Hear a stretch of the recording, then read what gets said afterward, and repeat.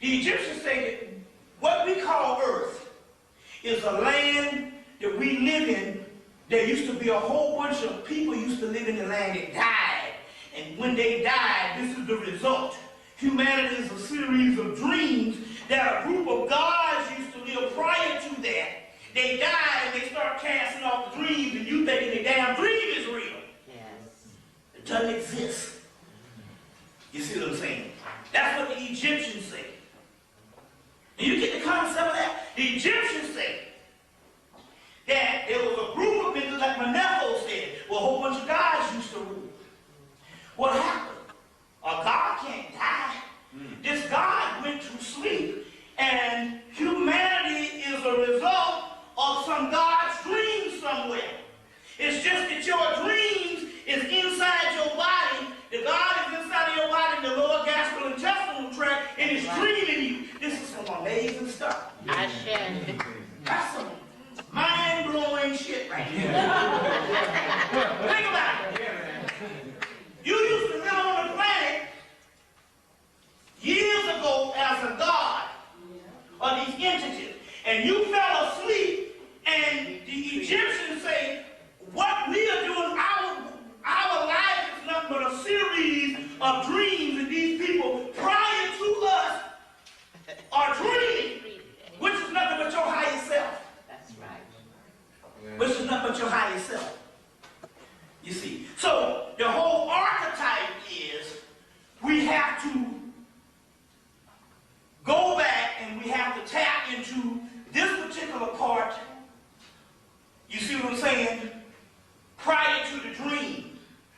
And it's real interesting because the energy is so powerful now. The only thing you got to do is imagine. That's it now. Come on. The energy now is going to a level. I know for people that never heard this stuff before, believe me, this is 9 years into the scholarship into this. We whipped this hard to death. We got No question. we got tapes at the back of the table there for the people who want to get further into this stuff. We got a whole library back there. That's the reason why we cataloged it. So I don't, sometimes I think it's, you know, you want to start from the beginning, but right now, the way things are, you're going to have to, we will give you information for critical study in this particular stuff. But in these texts and all, they talk about that this doesn't exist. Right now, the only thing that exists in the universe is triple blackness and these little particles of light. Yes. That's all. But these little particles of light are dreaming. They're dreaming dreams. And the dreams that they're dreaming, they think that they actually exist in these physical bodies and stuff, which doesn't exist. You saw the movie The Matrix. You saw the movie The Matrix. You need to see the movie for the simple fact it's taken from ancient Sanskrit. What is the Matrix? There's a great mystery. Why did you never tell me the truth? Can somebody tell me what the Matrix is? No, right now. What did you think? What did the movie say the Matrix was? Unreal reality, basically. Question reality. Saw the movie The 13th Floor. The real mystery of the Matrix is the human brain. Yeah. The human brain is telling the spirit inside of you that all this exists. So it puts out signals, they say, electrical wiring to tell you this is solidity, and it's only an illusion. It is what the brain is producing based on the electric wiring that you think all this is real. Now, going back to the particular science, there was a book, Dreams, Illusions, and Other Realities by Wendy O'Flaherty, coming from University of Chicago. The Tibetan Book of the Dead talks about all of this.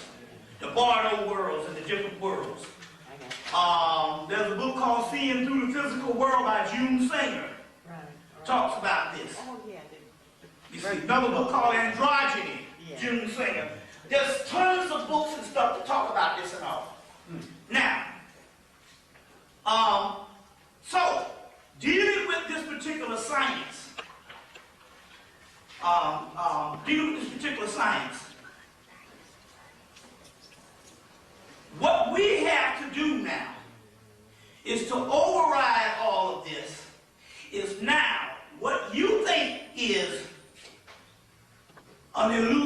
or a fantasy or an imaginary world is reality. So you're going to have to go back to childhood.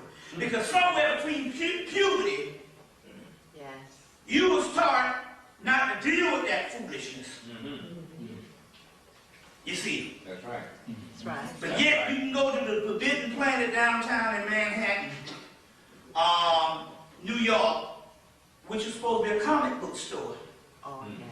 They in what is called role-playing games. When you walk up in there, you will see white people in their 30s and their 40s. Oh, yeah. Probably sit beside you in some boardroom and you thinking you some hot shit because you got a degree.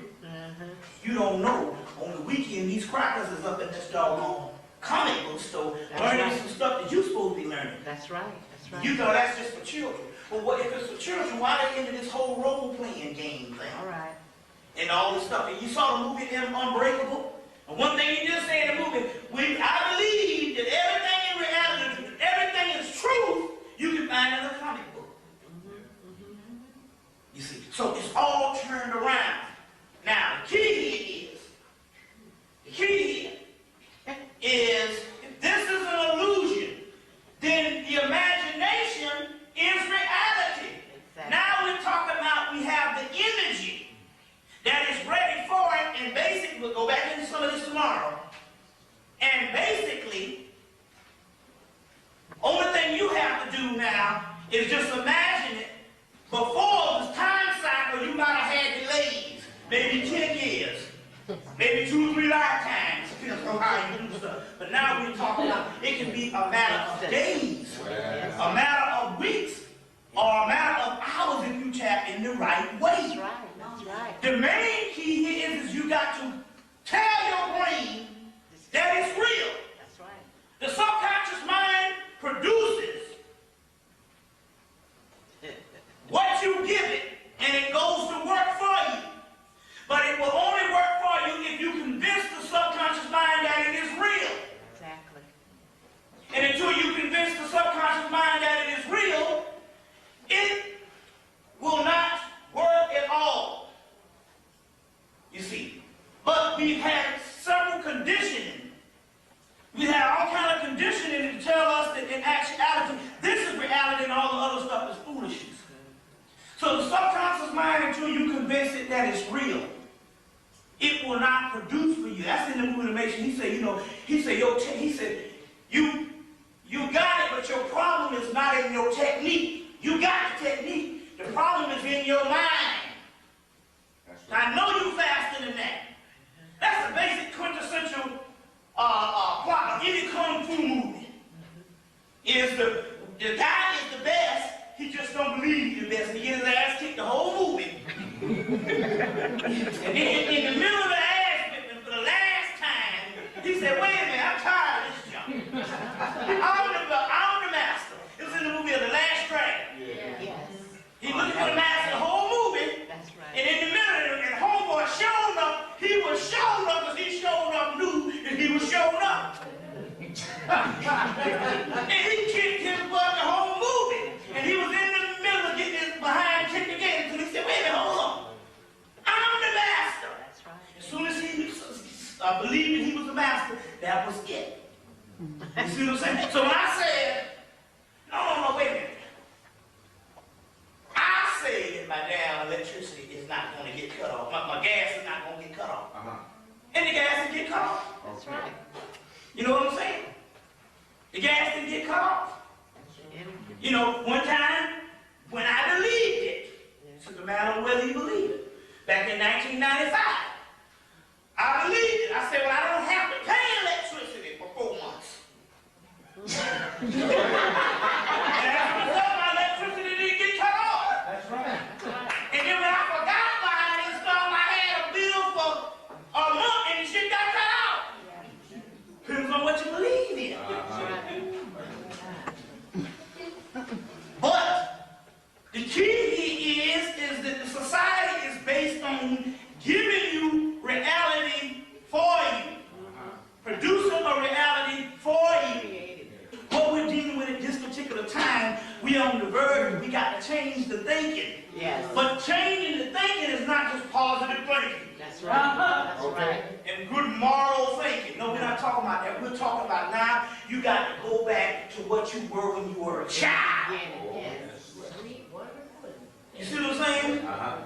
When you were a child. You see, and you believed that all the stuff in the fantasy world was real until you got the doggone junior high school and they told you, nigga, you crazy. And you stopped believing that.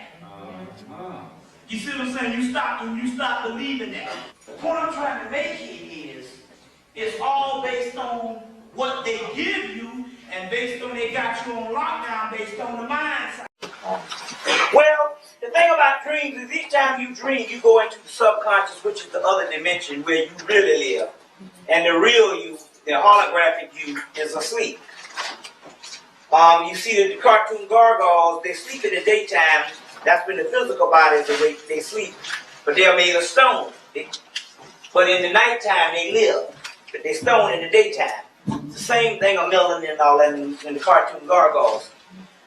You go there and all, but what happens is too often you go there and you see the real experiences. Since on that particular realm, your body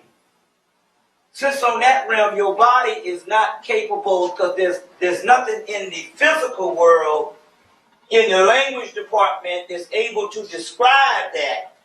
When you wake up, it only registers as symbology that the physical world can try to describe it. And too often, it's not the real stuff you dream. So the only way to really tap into it is through trying to get one or two symbols out of it to register. So what happens is you go to your actual, where you really live when you go to sleep. But since this dimension is artificial from that dimension and dialectical opposite, there's nothing in this life experience that can explain that. But, so sometimes it only registers as crazy stuff on this end. And so you'll either forget it. Or sometimes the only thing that explains it is a symbol. So you'll see a symbol. And you metaphysically and spiritually supposed to look up that symbol and try to interpret what you were sending yourself when you was awake. And now you sleep. So in the nighttime you wake up. And in the daytime you sleep. In the daytime you sleep. You see what I'm saying? That's why the Gnostics believed that the best time on earth is when a person gets to go to sleep. Because they say that the world was nothing but just nothing. You couldn't look forward to nothing on the physical life. All the stuff that you look forward to now is something that the white man created for you. They're called the intruders. They say in the last days, the intruders, who is the white man? An intruder is a person that was not there in the original scheme of things, but now is coming in and intruding in your place. The intruders are able to keep you in bondage because he calls his luxury. So he create these items in this store to make this particular realm worth living, to trap you so you won't be looking for the real home, which is the other dimension. You'll be so busy trying to go to the goddamn mall. See? So that's what it is about your dreams. It's aspects of the other realm. The Holy Guardian Angel. This is an out-of-print book. I'm trying to think of some book that would have this. The Holy Guardian Angel would also, it would be in the Sexual Alchemy book by Donald Tyson, would talk about it. And I'm trying to think of some other stuff. But the Holy Guardian Angel is one's higher self. Each person comes with a higher spiritual aspect of themselves that's going to bring you to your high level. Usually the Holy Guardian Angel is going to visit you in a sexual context. So, a lot of sisters get a little turned off when I start talking about sex and they figure they ain't got no man or something. This ain't got nothing to do with that. This has got something to do with a spiritual entity coming and stuff like this. Now, sisters all across America, all across America, and I talked about this last time I was here. Sisters all across America is experiencing this doggone, sexual lover. And I talked about this last time as far as the secret lover. Each of us have a secret. Each of us has a secret lover, a lover who awaits behind the erotic dreams and flood our images during sexual arousal in sleep. A dream lover disguises as an individual whom we fall in love. So in this particular case, for the brothers, it's going to be somebody female. And for the sisters, it's going to be somebody male, okay? You know what I'm saying? For whom we fall in love. An ideal lover who has adored us since the beginning of our individual existence and who will never abandon us until the instant we merge with our being in absolute Godhead. We momentarily feel the embrace of the secret lover in the ecstasy of orgasm. That's what the secret lover is. And in the moments of rapture, when the beauty of music, that's what I'm talking about, that music, dance. That's why they shut down the fucking club the other day and had that shit happen in Chicago because they don't want you out partying. So music, dance, and the visual art of nature overwhelms us. We feel these secret lover. Whenever we experience a broken heart, it is often because another individual has not lived up to the perfection of our secret lover. So this means, sisters, you're not going to find utopia in us. Get a motherfucking shit up. It ain't happening. But then again, on the other hand, brothers, don't look for her to make you happy. You see what I'm saying? This shit ain't happening. You hear that again? We experience a broken heart. When we experience a broken heart, it is often because the individual has not lived up to the perfection of our secret lover. For this reason, sexual experiences are often better in the imagination or the memory than it actually is, because in our imagination, the secret lover is nearest to us. Personal relationships will always be somewhat disappointing to us, because in truth, there can never be a relationship that matches the one which we have with our secret lover. So you're looking for the wrong shit in the physical person to bring you what you're looking for, that thing that the sister is also looking for. You can't find the shit. You can't find it. And I'm going to show you something also too, because there's certain things happen. It's in the back of your mind. You just don't say it. But it's still in the back of your mind right now. I'll tell you in a minute. And there's a reason for this, but there is a way out. So now, it is the secret standard by which everything else is measured. The irony is that most of us are not aware of our secret lover. Surrender to the secret lover is the central theme in every religious doctrine, and yet the practice of the world's so-called great religions tend to dilute and deflect or deter the individual from the genuine personal experience. We're talking about that particular secret lover. Now, what is going on is this. In order for you to go to the higher level, each and every one of us is going to have to come in contact with a secret lover. Every last one of us is going to have to come in contact with a secret lover. You see what I'm saying? Now I'm telling you, so when the shit starts going, you won't be all fucked up in the head. Because it's going to happen. You're going to come in contact with the secret lover anyway. That's called a holy guardian angel or the Agos Damien. So, all of you are going to come in contact with that. Now, the secret lover is an entity that will come and have union with you, both male and female. And as a result, it will raise your spiritual energy back to the Godhead. That's your Holy Ghost. It's the whole Jesus concept, but it's the concept of what the ancient mysteries are actually talking about.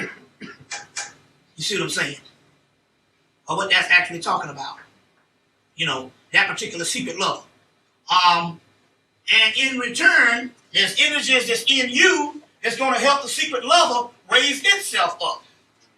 So it's a marriage of the sun and the moon. You see what I'm saying? If you are earthly moon, you'll be married to the sun. If you're earthly sun, you'll be married to the moon. We're talking about male and female. You see? And that's what the secret lover is. Your boy he was from California. Proposition, what's the one, the affirmative action shit. What's it called? The affirmative action, Proposition 309 or something. What is it? 38 or... Anybody know it's affirmative action proposition? Yeah. Anyway, they had this, what's that guy named out in California?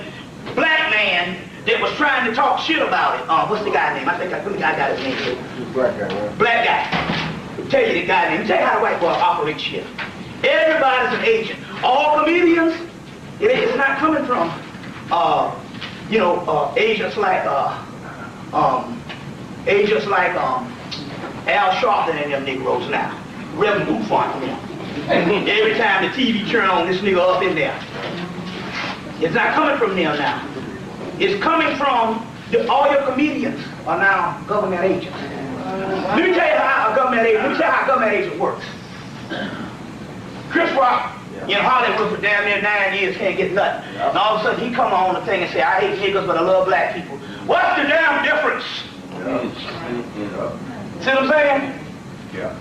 You see. Hank talked about He get this, and then all of a sudden he get famous. Get his TV show, goes on vanity face and blackface in clown face. This is when you know it's an agent. When they say shit that ain't necessary. Right. That's what. That black people don't think past the next year. We got about a year attention span. If I ask you what happened in 2005, most of you will go blank. And everybody don't, and you say, well, damn, Katrina happened in 2005. You see what I'm saying? So our attention span is only about a year. It's like a fish in a damn tank, in a little bowl. Oh, I'm a fish, this bowl is fucked up, my life is messed up, I'm a fish, and then he forget that shit and he all happy again. Oh, I'm a fish, he go over and over again. Because he can't remember past the damn 1 year. So they got you on a 1 year attention span. So if anybody think back, wait, hold on, somebody done coach this damn nigga here. Now let me give you an example. This is where the agent come in. Michael Jackson gets in trouble. Jermaine Jackson goes on ABC 2020 and start talking so much shit till Barbara Waters gets scared. He put fear in that Jew cracker heart. She got scared. He said, God damn it, we coming after y'all. He said, you all messed up this time. we're gonna fight you with everything again. Okay. Next thing we know, Chris Rock comes on about a year later. Right. Dog. Say, ain't Jermaine Jackson the most greasiest nigga? Yeah. You ever seen no cut? That was some funny shit. But what you attacking Jermaine Jackson for? I can see if you say I'm attacking Michael Jackson because he's the one that's in the news now. So that's, why you attacking Michael Jackson? He went off on Jermaine Jackson. I say because why? I said because the man then called down from the office and said, get on Jermaine. Okay. Whitney Houston goes to Israel, stands in the Jordan River and say, this is our land. Our land. Jerome, what's that guy that got you? The big fat one that just had a damn brain dead. Something Jerome. Ariel Sharon. Ariel Sharon comes out. Now he know Hebrew law. It's a patriarchal shit. He comes out. Now if he was come out to anybody, he came out to be Greek Bill Clinton. He would shake Bill Clinton's hand first, then he would shake Hillary. Not because Bill Clinton's they always shake the male's hand because it's a patriarchal system. So he comes out to shake Whitney Houston's hand. Whitney Houston steps back and says, here goes my husband. Because the other people, because she was with the Hebrew camp over there, and they said, no, that ain't the way the protocol called in this Jewish thing. It's about the male. So he comes out and breaks protocol to shake her hand like, I don't recognize your boy as being a man. She steps back and goes, shake Bobby Brown hand. Oh, you one of these smart niggas. Yeah. Then, next thing you know, every comedian done had jokes on a dog in her ass. Boy, how do your kneecaps get? One guy, how do your kneecaps lose weight? They're dogging them. You see what I'm saying? I'm telling you, these comedians now, when they want to come out against you, they get them niggas and all of them. Your boy, he dogged her out. He go a niggas on. This is another thing. Now you got this guy with the Pimp Chronicles on. Can't we? Now, the Michael Jackson done won his case in the story. So why you gonna come out and talk shit about Michael Jackson like you mad? And because you mad because you think Michael Jackson fucking little kids, but yet 1 minute before that you was telling people to sell crack cocaine. Wait a minute, hold on now. You all moralistic about something that's allegedly. Because whatever he was doing, we know them 2 boys that they had up in the courtroom, he didn't do shit to them. Right. Like what's the name? I thought you had cancer, you getting well every day. You see, so, you know what I'm saying? But they didn't do nothing. So all of a sudden he all mad. Wait a minute, nigga. A few minutes ago you told people to sell cocaine. You hear me say it? You gonna sell it right. So wait a minute, it ain't moralistic for you to tell black people to sell cocaine, but yet you gonna get mad of a man who won his case with an all-white jury? They said he was innocent and the white woman throwing up the birds and shit, and you gonna come out, that's because the white man told him to come out, because black people don't do that.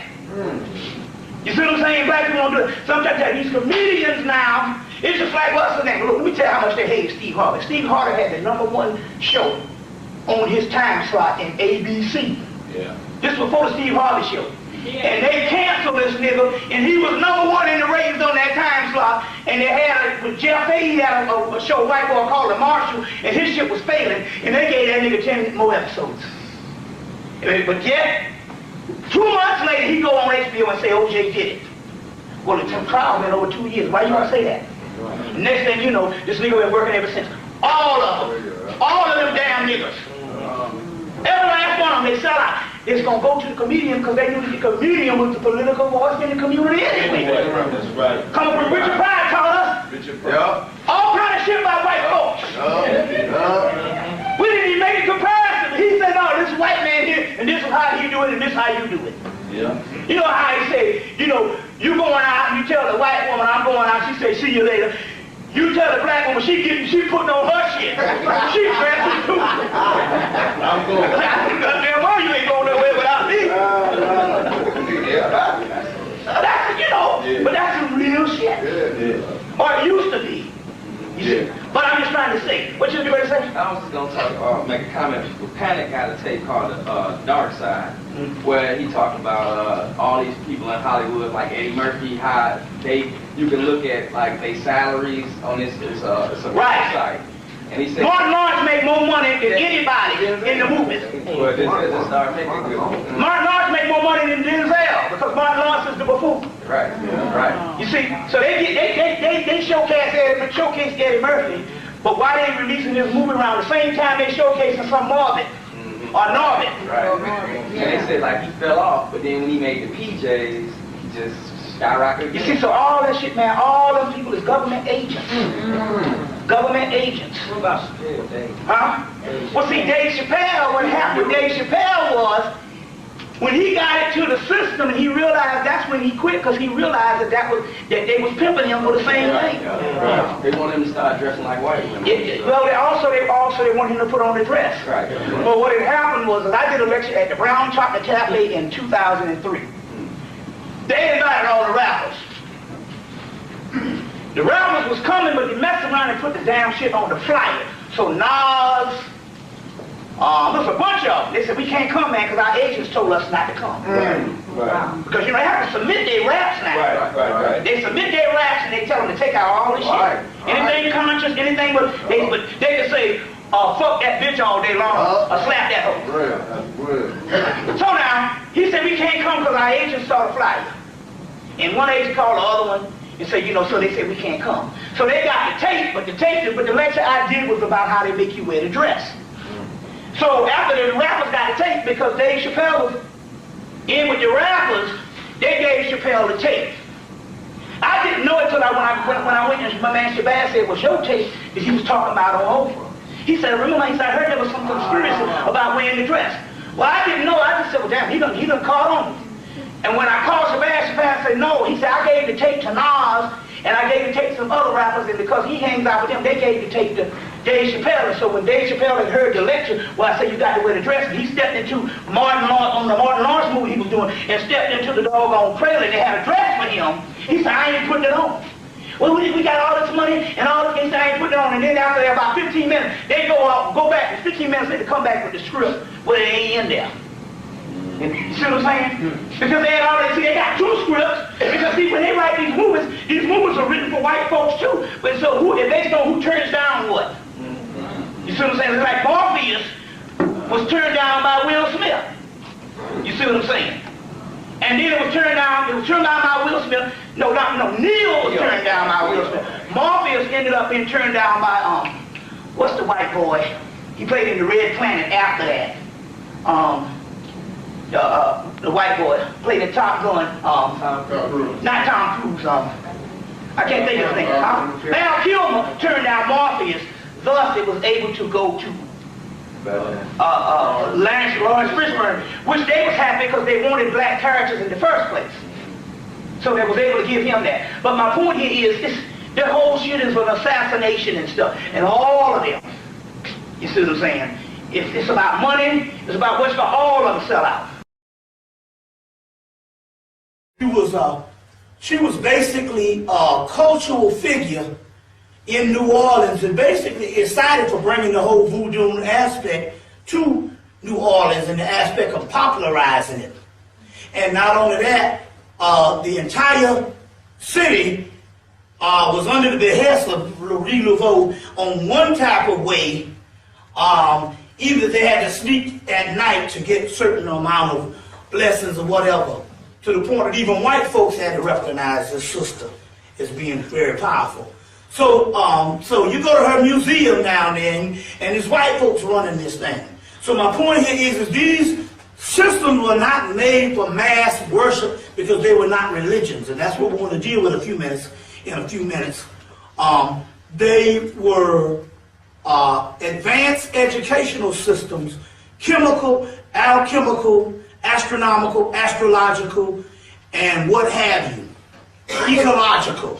But they were not made for mass worship. So what happens here is, under these systems, these particular entities are becoming more and more saturated. So we deal with the ones what they call the center of power. The only ones that is not saturated, that's left on the planet Earth at this particular time, is your Congo rights.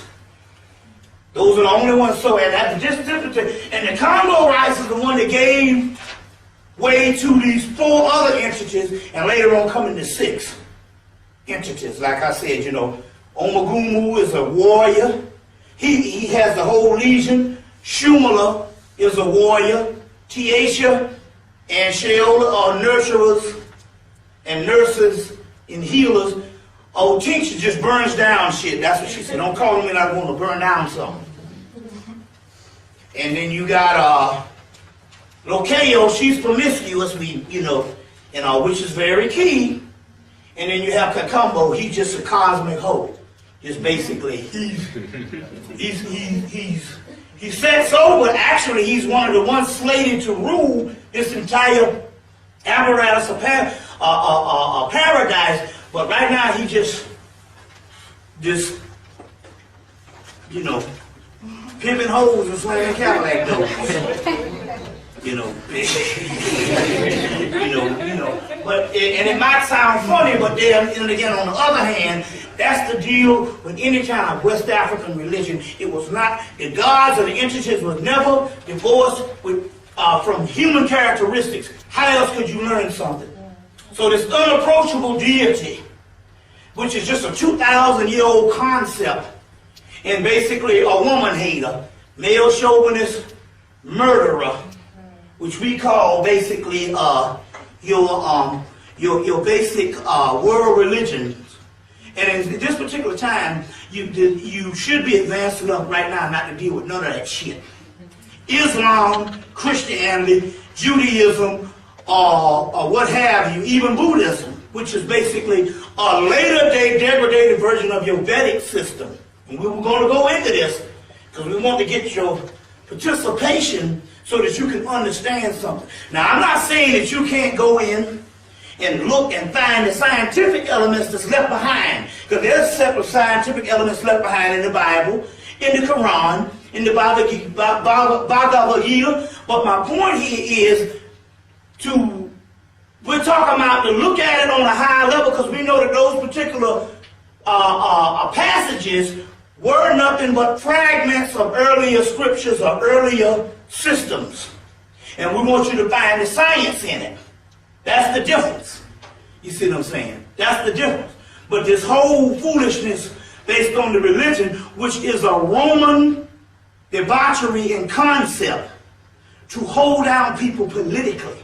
It has nothing to do with spirituality whatsoever. Do you know that 99% of what we call religion has nothing to do with true spirituality? You know what I'm saying? True spirituality whatsoever. You know, whatsoever. Somebody said, well, I'm one with nature. Well, shit, you ever saw nature? Nature is a motherfucker. Fuck around and let a damn tree fall on your head and see whether it's moralistic or not. No, that tree on your goddamn head. Bottom line. You see what I'm saying? And people are like, well, that's just tough shit. You know, or when that damn flood comes. You see what I'm saying? End up in the living room and your little baby is done drowned. It ain't got nothing to do with nothing. You see, that's what I'm trying to say. Down here, this was a big jailhouse and it's survival of the fittest. And that's what we ain't figured out that the white boy knows. Because remember, he's the custodian of what we taught him in doggone Spain. And he understands. Down here, you either rule or you be ruled. And it's as simple as that. And there ain't no moralism in the universe, because if it was, the white boy could have been destroyed, would have been destroyed. If all this karma and retribution and all that bullshit, why the hell the white boy done broke every law till we can't even find nothing, and no scriptures that even is comprised of a devil that even go next to this thing, and the devil look like the damn white boy's goddamn crack hole. You know, compared to what he's done. So obviously some of this foolishness has nothing to do with reality whatsoever, which we will get into tonight also, so we can ponder this particular question and all. But then again, on the other hand, we don't have to doggone bullshit with belief systems. We are scientific people now in the aspect, and when I'm talking about science separated from spirituality, because that's where they get you going and coming. Take the science and say, oh, we scientific, we don't believe in nothing spiritual. You know what I'm saying? Big old nasty claim believe in science. Well, I don't believe in nothing spiritual, it's all about science. So goddamn it, science is spirit. You see what I'm saying? So he's thinking he hot shit because he's divorced from the ancient world to understanding what this stuff is. It is highly scientific, but it's highly spiritual too. So the white boy still separates both. So you can be spiritual, but you can't be scientific. You can be scientific, but you can't be spiritual. And then what they do here is, it's even worse than that. You can be religious, and we thinking that's spiritual. Religion has nothing to do with shit. Don't you know right now, if religion had anything to do with something, you know right now, they'd have armed guards, and they would be raiding the fucking churches every time you come together. Because they know that their ass will be getting up out of here. They know that religion has nothing to do, and actuality, it holds up Western civilization. Then again, you got to find out the origin of religion. Mara is the pure evil in some Rig Veda texts, which you also get the word Ma. And it's interesting, you get the word Ma, which means feminine mother, and you get the word Ra, which anytime you put Ra together, it just means life. Mara, which is like Ha-Ma-Ku. It's also talking about like mother and son, which is also a form of the Christ. Life is known as the matrix. And if death is the ultimate enemy of life, then death is the ultimate enemy of the matrix, of the illusion. Death is regarded as a demon, a natural enemy of the immortal gods, which is the particular ones that is over us at this particular time. For The matrix is, for the matrix, death is inevitable. For the solar realm of the day gods, dying is dying. And if death is a kind of, if death kills it, then death as we know it is the New Jerusalem if it kills what you call life, and life is actually a matrix.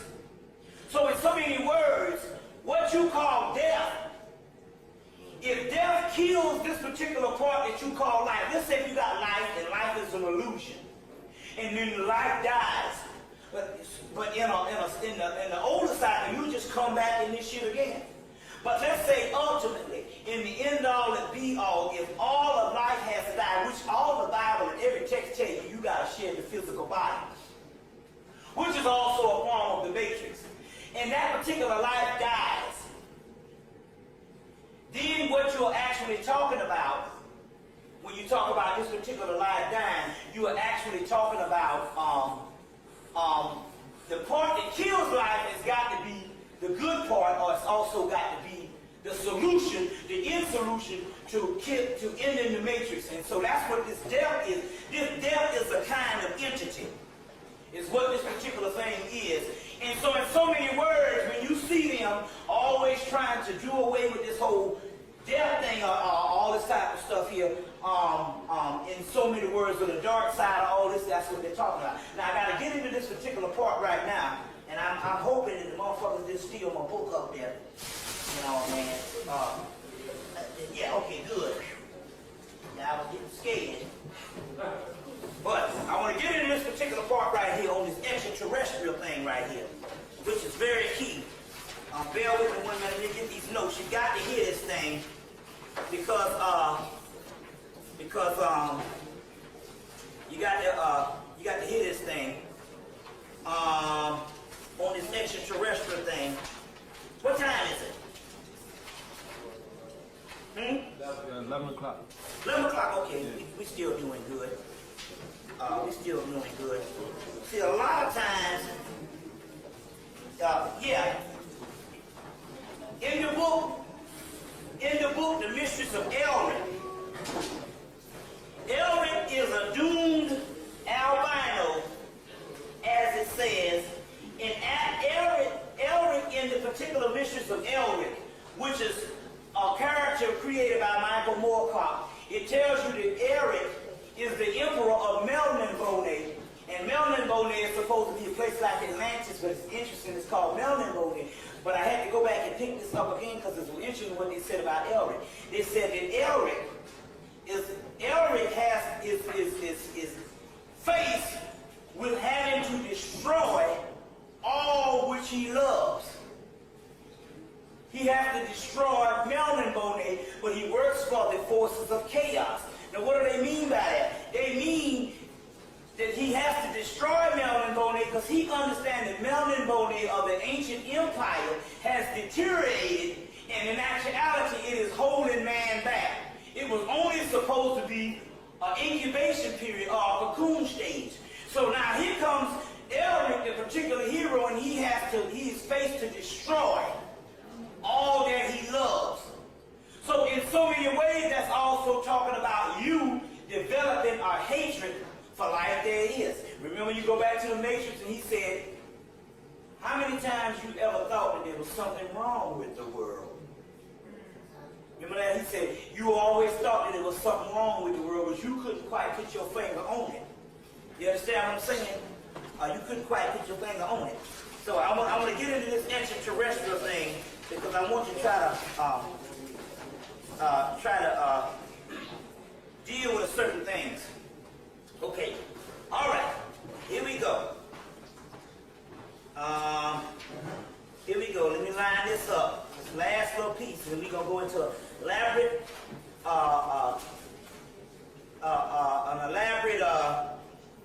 question and answer. Okay. Razor so and so. Hold on 1 minute. Let me get this right thing. Okay, here it is.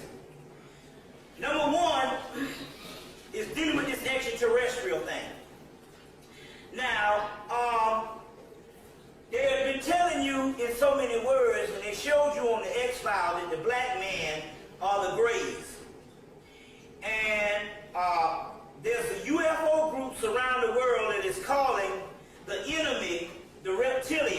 explained that before, that the reptilian means the original Kundalini race, and we are the reptilians, which is the code word for just the Kundalini energy, and not no reptilian lizard people and all that shit. You got to break down all that foolishness.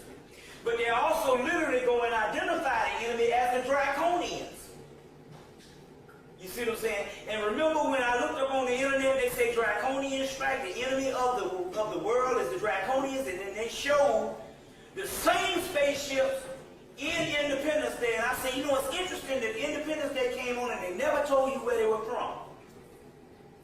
But it's interesting because the same people made that, put out a lot of this stuff on the internet, and then they showed who the Draconians was. And the closest thing we got to when Will Smith pulled and said, get your dreadlock ass or whatever and all this kind of thing here. But they'll talk about the Draconians. But I just told you before that the Draconians is nothing but Alpha Draconis, or the children of the Great Mother, which there was a Draconian dynasty before in pre-dynastic Egypt.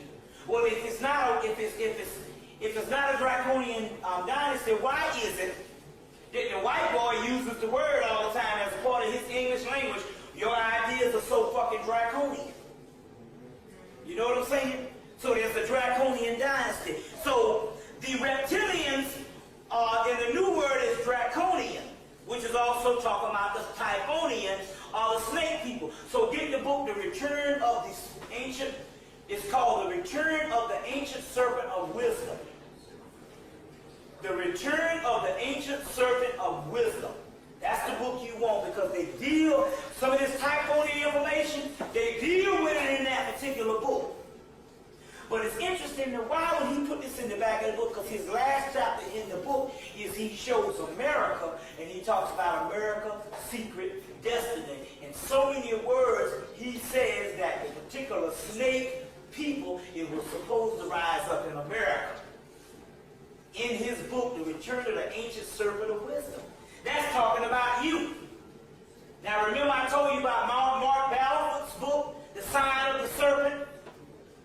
And he said that they did the conference in 1986, and they found out that the serpent, the age-old serpent that used to be in man and the earth, had been lying dormant for centuries, is now resurging. And that was in 1986. Now it's interesting because now, all of a sudden, they done fused all this stuff into the UFO thing, and they're talking about you. You see what I'm saying? So the snake people are what you call the Uraeus people, which is the third eye. That's all they're talking about. You see, top of the caduceus and the staff is the third eye. Now, the rising invasion of the reptilians is the Kundalini energy. The serpent power invading the body. The fleets of ships are chakras, or wheels of light that is seen in the Goetia. Now remember I told you in the third eye, remember I told you that they call the demons of Goetia, and I've been talking about this for about a year and all, but I showed you these particular seals, and we discussed that these particular seals have, which they showed these particular seals in the moving lawnmower man, when the guy tapped into the particular science, they showed these seals. Now I need to get my damn Altoids. You think the white man for a good invention like a motherfucker. You see what I'm saying? But and they showed these seals, but these particular seals, and in the particular book, even Alistair Crowley said, well, these seals are inside of the third eye. You got 7 major chakras, but when you get to the third eye, you got 72 seals, and 72 seals sits over a legion of 30 legions, but each legion is of 10,000, so we're talking about at least 10 million entities within inside of the third eye. Well, in the book of Enoch, when they talk about the watchers, I got another book called Satan and the Combat Myth, and in there they said, well, what you call the watchers in the book of Enoch, which is supposed to be these devils, Azazel, the guy praised it and said, well, they ain't talking about nothing but the damn third eye. In the book of Enoch, the devil and Azazel that they showed Denzel Washington, when the guy traced it, he said, oh, they talking about the fucking third eye. You right, the watchers. If you got a third eye watching everything within you, and it later on becomes the evil eye.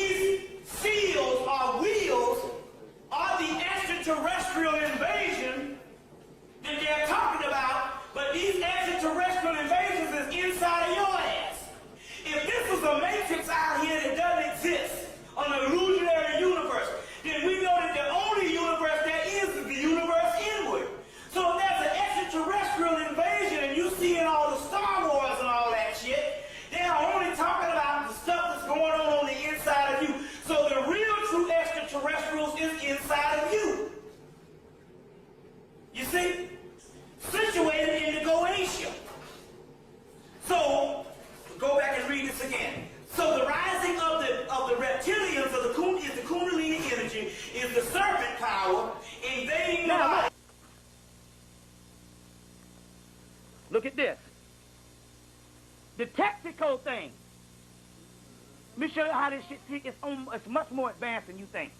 Now, come on. They've been talking shit about niggas since niggas been in this planet, on this, been amongst, right, since crackers been on the planet.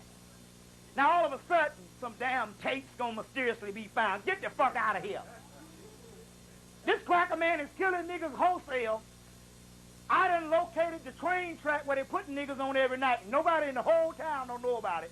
But yet a motherfucker gonna find a cassette. You believe that shit if you want to. Like they put stuff on TV, every time they got news, it automatically goes to TV. Yet you can't get a good report if somebody hit your car. You know what I'm saying? And rape your grandmama, it might not get on TV if no money involved. But yet you think that this shit got on. This was some government stuff in the first place, and the Texaco selling out of port is an apology, because this crack is on an advanced level on how he's doing it. Look, the man ain't got nothing to lose. He gonna die anyway. But he figure, well, hell, it won't be for not trying. So he'll say, well, I've done everything. You see, I'm gonna let her put her tape in. You know.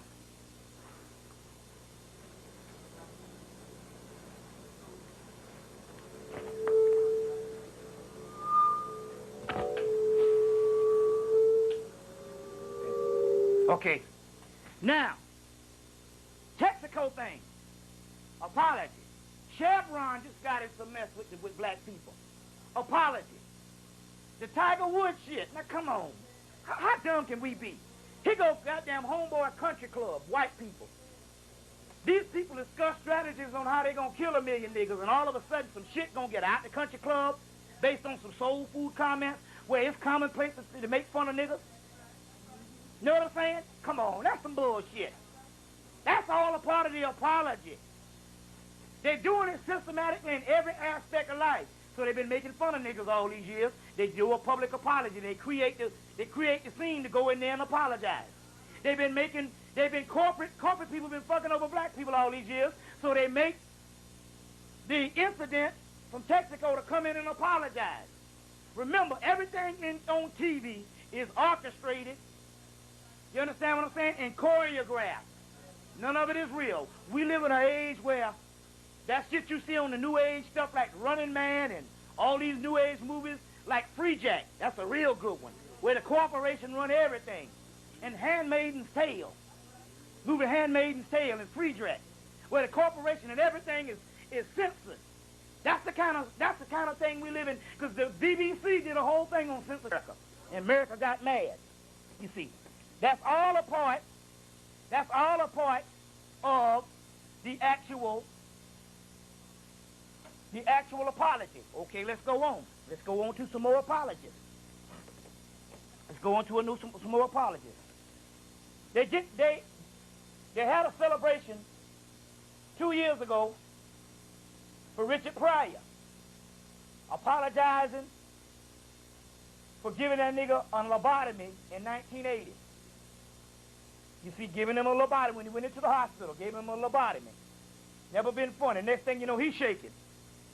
All fucked up, you know. They're getting ready to make a movie to apologize to him, using Damon Wayans as playing Richard Pryor. Very key how you understand this. Look, the apology of Muhammad Ali that I was just talking about. You got to put that in? Okay. I'll let you do that. Right there. Marcy, if you will witness. The apology. That's the apology. Then the next thing you know, he's going on a book tour saying the white man all right. That's the acceptance. We could always get niggas to accept. Just couldn't get the beast to apologize for nothing. Okay, let's go on. Let's go on. They made the movie When We Were Kings. Some shit went down in 1994. Remember the movie they made back in February, When We Were Kings? The 1974 Zaire fight, the Rumble in the Jungle. They made the movie, you know, there was the footage and all, 74, they released it just now. Then what they do, they apologize, they give the motherfuckers Academy Award for the shit. That's the white man's top honor. Just like the Congressional Record of Honor. You see, first of all, oh, this nigga reaching. No, that's too many damn coincidences. You know, 2 is a coincidence. 99, that shit is real. It's the movement afoot. We'll go into the science. It's the fulfillment of prophecy. Okay, let's go on. Let's see some more apologies. Wait a minute, I got a few. Let's see, I got a few. Yeah, let me just give you this. Come on. Show you what I'm talking about. All right, I told you I had gone to the Malcolm X Festival, and which that was on the 19th, that Monday. They had the festival on that Saturday, which was the 17th. At the festival, they were signing people up, and they had announced that Dr. Brock was in town because they had some real good news. And it was all about going to the meeting the next day on the 18th. Now, this is a fulfillment of prophecy because I did it on the 1st. This particular information came out that led up to what happened last week with Bill Clinton, but we're going to get into that. Let me explain this. The same day on the 18th, the Atlanta Journal and Constitution ran this article, Torn by Racism. Can a Southern president bring the racists together? Now, you got to understand how stuff is planned. First of all, he didn't make the announcement until last week. So why is it 2 weeks before they run this paper? Can a torn by racism, can a Southern president bring the racists together? Bring the racists together. Now look at this. Try to understand this. Then, all of a sudden, this is what happened. The Spirit came to me that Sunday, and the Spirit whispered in my ear, which is nothing but I'm tapping into my own Akashic records, which you all have detailed files. If you learn how to use it, or it just recognize you even got the shit. Because our shit is more advanced than just the way data is stored based on the crackers' way of doing shit. So, I was up there and it hit. I said, wait a minute. Okay. They're holding back. They got one last plan for black people that they setting it up right now. And the Spirit say they're going to pay niggas reparations soon. And Dr. Brock was coming to Atlanta because they had some good news, because what I'm telling you is the consensus at that Malcolm X Festival, everybody was happy because what they were saying was he was coming in saying, look, all bullshit aside, we got secret meetings with these crackers weekly. And I can't come in and just basically tell you outright, but them motherfuckers done told me I got it. We got the goddamn money. They get ready to pay niggas' asses off. And that's what the meeting was about, the same day that this ran, the same time. Now, this is the key. This is the key. They're real scared, which is this. Number one, it's good for the economy because they figure, hell, if they pay niggas off, they're going to get the shit back in damn a week. Can you imagine? See, first of all, you're talking about a people, not only are people consumers, you're talking about a people that's shut out from society. Actually, it's a slave subculture. That's all this shit was. And you mean to tell me you're going to give a motherfucker some money like that? Nobody want to hear nothing. You see? So it's good for the economy. They're going to get it back. You understand what I'm saying? Plus, they print it all up. They got enough money to outfit us 10 times over, so it's going to be minimum wage. You understand what I'm saying? I don't care how much they give you. Even if they gave $100,000 to each body, that's minimum wage. And spiritually, there can't be no price put on slavery. But this is the key. They're going to start paying people off. Now, this is the key. Can you imagine that the conservative element that they, with starting in 1980 with Reaganomics, was that some mythological type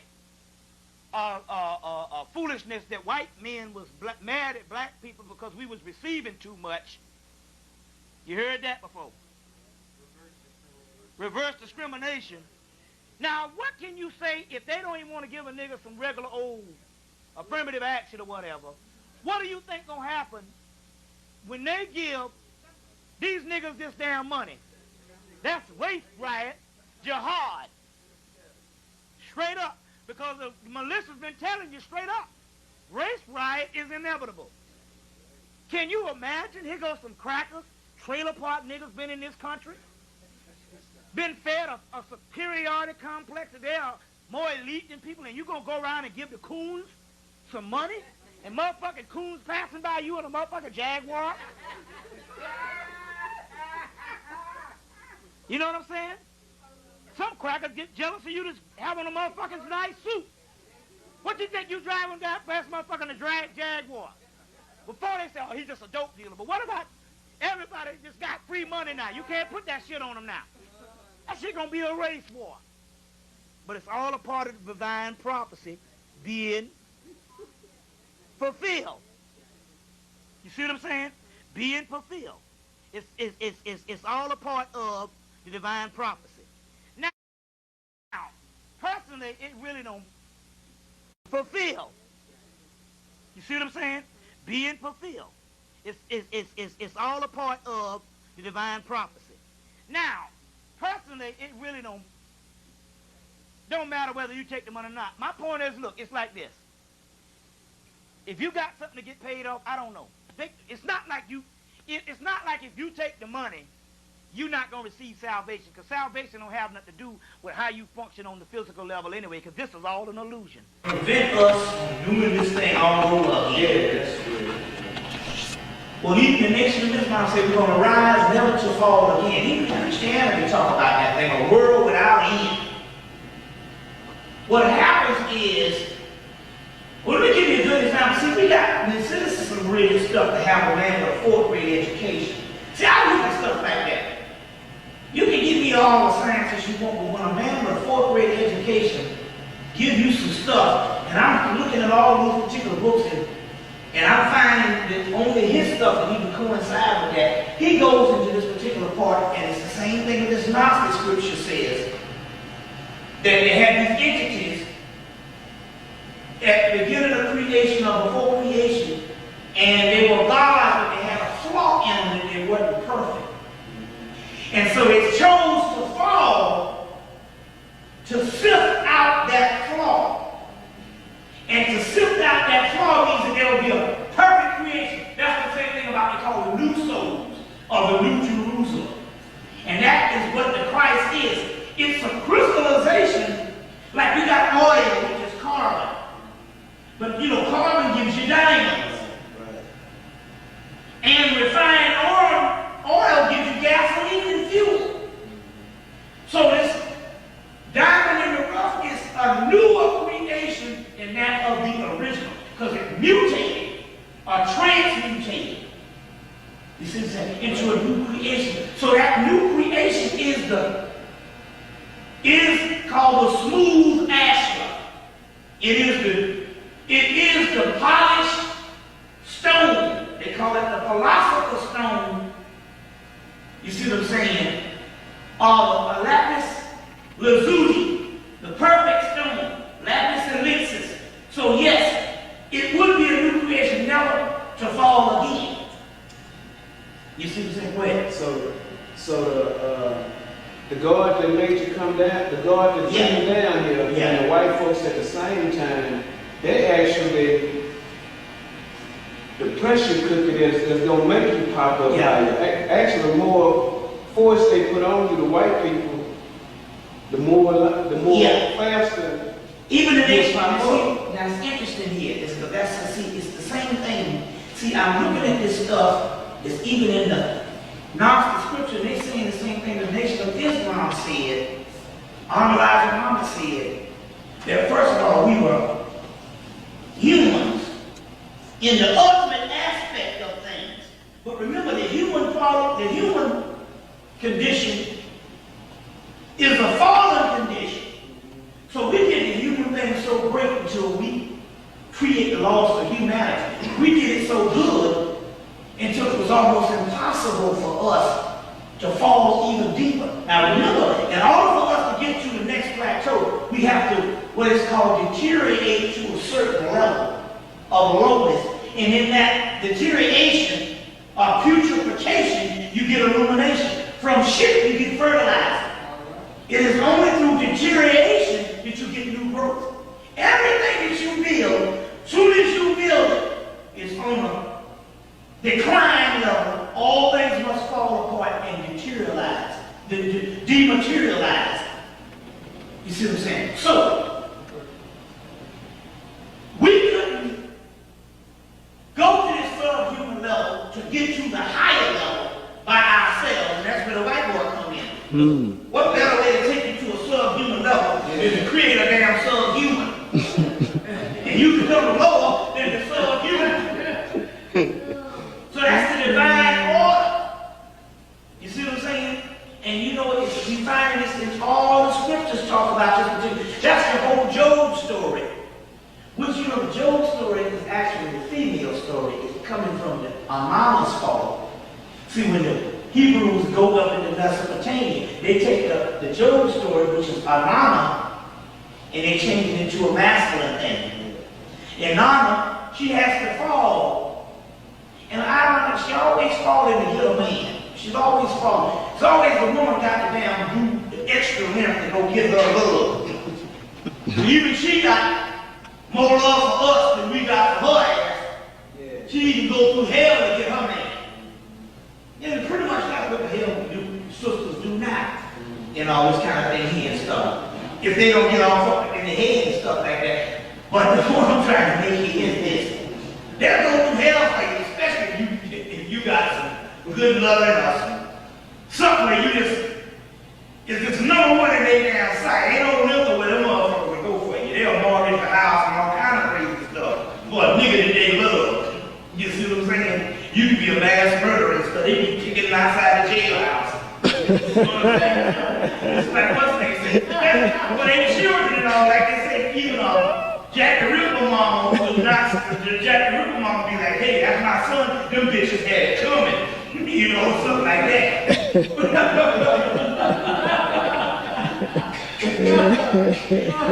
So, Ahana, she has to fall.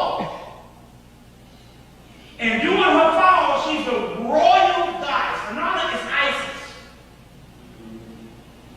She falls and she has to strip off all the jewelry, the earrings, the royal garments. She has to strip all the way down to her bed, and then she dies. And when she dies, she becomes immortal. And another instance, so when she comes back up to the physical world, she's slaying niggas. Then the story goes, she comes back, she done fell for this brother. He is made king. So now he's got to take care of the affairs of the estate of Samaria or whatever. He ain't got time for Inanna's ass, who done hell to try to lift him up. You see what I'm saying? You know, that's that male ego thing or whatever type thing. You know, your shit all right. I know you done cooked all the damn food and stuff. But now I'm running shit. At least I got the pill to be on top of, you know how you get around your boys and all that kind of stuff. You know what I'm saying? You know what I'm saying? Your toe was hurt the other night. You damn about to cry and shit. Now all of a sudden you go, get your ass in the other room or some kind of stuff like that. You know. But she knows who you are. Okay. When you naked. You know. When you naked and stuff, you know what I'm saying? And all you got a pimple on your ass somewhere. She knows about that shit. So he starts tripping and all, and the story goes and all, so she has to, somehow she threw these entities on her that she got from the other women. They took his ass down and straightened him up. And so he can learn his lesson. You see what I'm saying? And afterwards he's tortured down and all, and then she breaks down and she got to get her honey again and shit, you know. But anyway, the story of Job comes from that particular story. Of that whole concept where you got to go through a fall. So it's like a bouncing ball. If you take a rubber ball and you bounce it like that, it might just come this high. But you got to get it the straight force. The more force you give it, the higher the ball goes. You see what I'm saying? Just like a damn, what you call a seesaw. The more force you give it, the higher the actual thing goes. And that's a particular part of this particular science.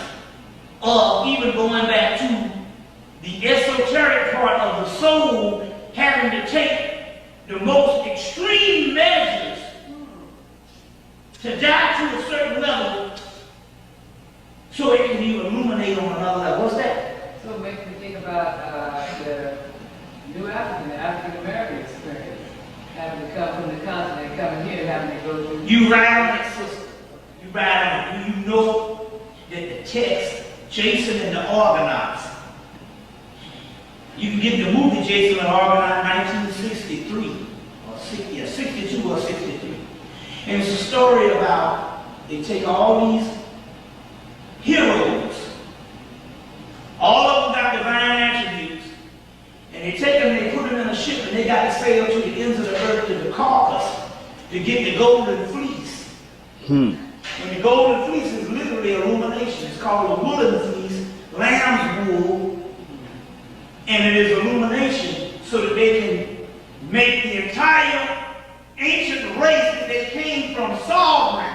Was on his deathbed, he said, I spent a lifetime illuminating others, but I didn't illuminate myself. He died in 1961, the same year as Carl Jung, who in 1961, Carl Jung was on his deathbed, and he saw his life flash before him, and he saw himself as being black in another life, and he saw a black angel standing over him. Same thing happened to Frank Sinatra.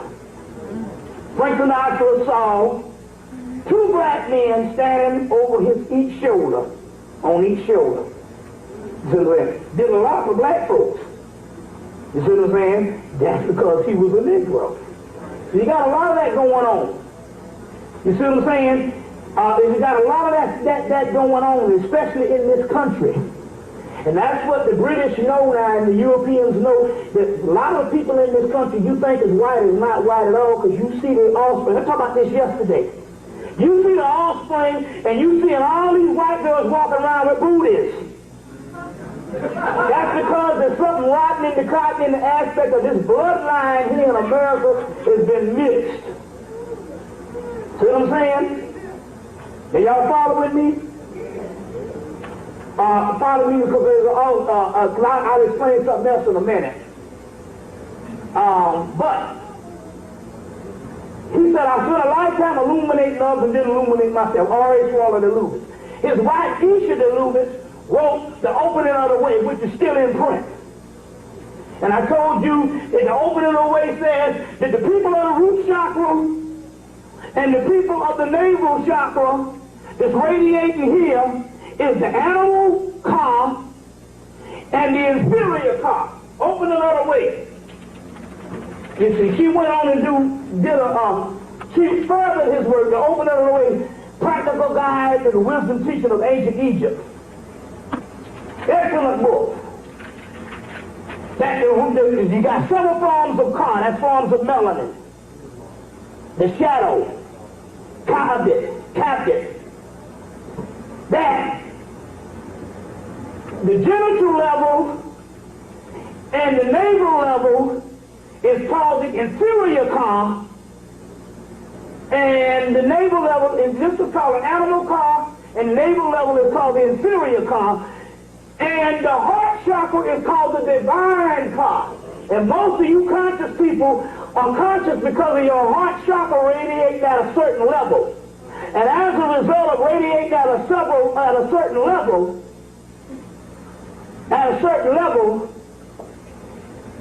this is why you see what you see, and this is why you're conscious, and thousands of people are not conscious. Because their consciousness is in their root chakra. And the animal car and the divine car is called automaton, which means our people own automation. And you can't break them from doing what it is because they're automated people, just automated. The sheeple, the herd mentality, they're running on something that is programmed into society, and you can't break that imperial breed. You see what I'm saying? Because they're an automaton. The heart chakra is the only level in which you go out of automaton when you start to think on another level. But the heart chakra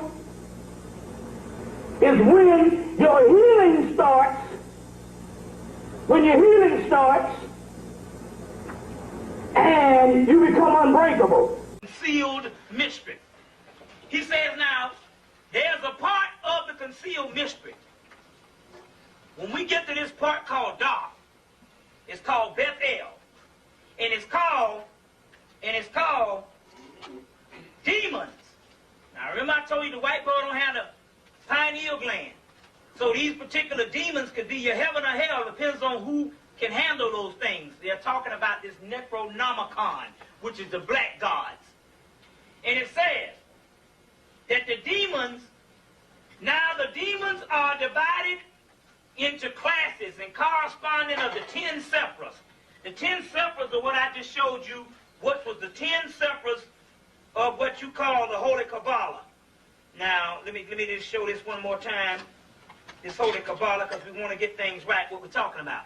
This is the 10 sephras, which is 10 DNA strands, which is separated from you, which you have 2 DNA strands. You actually got 12 DNA strands. The other 10 are on the Holy Kabbalah, you see, that make up all the other planets too.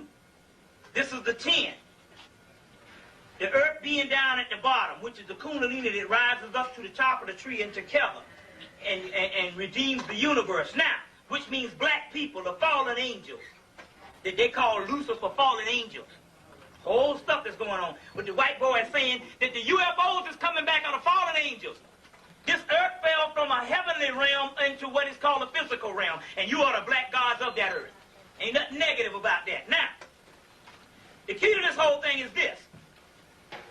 It says that the 10 sephra is but an adverse form, are called in the book Beth Elohim, the impure sephra.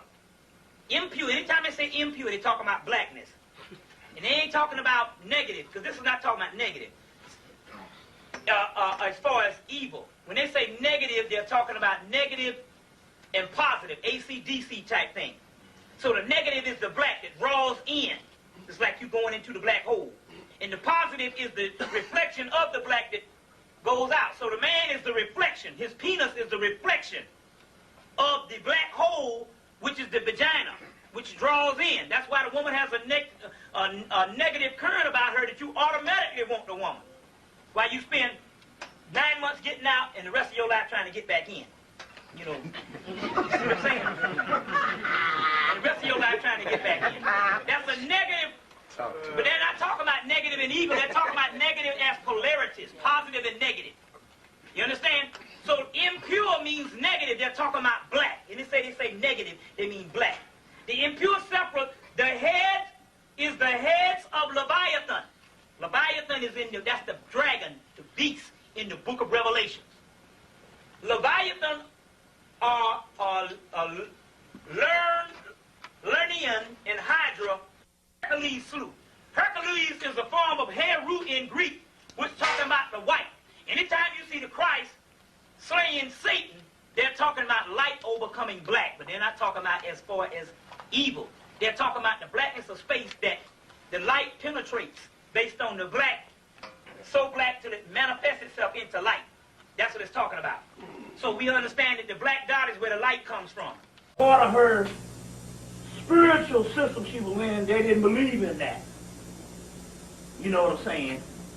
So they came to her, and there was a certain egg she had on her swallow, some goose. And she said she swallowed that egg, and the next morning, the baby was laying on the doggone cover, and the egg on top of the damn baby. Living.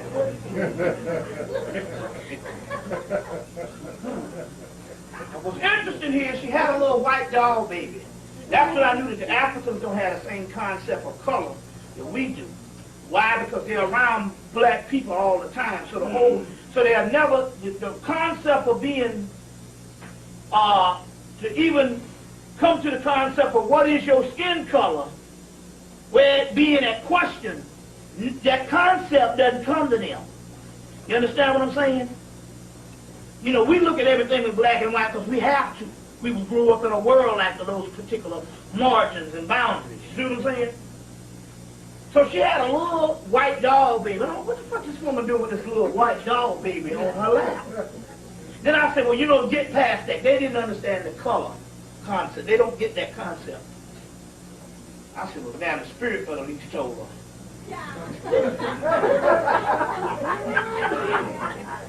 But somebody asked, what you doing with that little white doll baby on your chest? She had it with all the time. She said that she was born with twins, and one of the twins died at birth. And she said, by her being spiritual, the twin fucks with her, you know, and she don't acknowledge it. So she has to carry this little baby around, this little doll baby, so it can get ease with that twin. You see what I'm saying? But going back and on, yeah, there's ways to know that too. There's ways to know that too, which has to do with the heart chakra. So we'll go when we go deeper into that particular thing. So that's a very good question. They can find out who killed things and all, and that's what we were trying to say. There's ways. I know me as far as the only thing we're doing here is we're not necessarily coming with saying, you know, hey, this is the Bobby Hemmitt way. The only thing we're doing is coming to the people who are enlightened, and we're supposed to report our spiritual experiences. And that's basically what this commentary is about. Me reporting my spiritual experiences to a group of people who are enlightened, that you're trying to connect the dots, other than me coming up into you saying, this is the way, follow me. It's not about that no more. You understand what I'm saying? It's not about that. It's a matter of giving you a consortium of information that you can make your own way with it. When you come up against some shit, you go, well, damn, I heard this in a lecture before. And, you know, and I know now that nigga is lying, or I know now that this brother's telling the truth. You see what I'm saying? Like that all the time. So, on that particular level. So we now have that particular level of maturity. And that's what my weight is about. Because the sister, she's baffled. She said, goddamn nigga, you don't eat breakfast. You hardly eat any damn thing. Why are you so motherfucking big? I said, because it's a spirit thing. It's the cells responding to the information, the knowledge, and a level of spiritual development, which they talk about in the yogi tradition. You see what I'm saying? Like that and all. So in so many words, that's a level of my maturity into the spirit world that we now have answers for all the shit of what we can get past on that particular level. More like the guru level of shit. You see what I'm saying? But it ain't a holier than thou shit where I got to come on and put on an act. You see what I'm saying? And come up in there looking like the Sheik of Baghdad or some shit like that.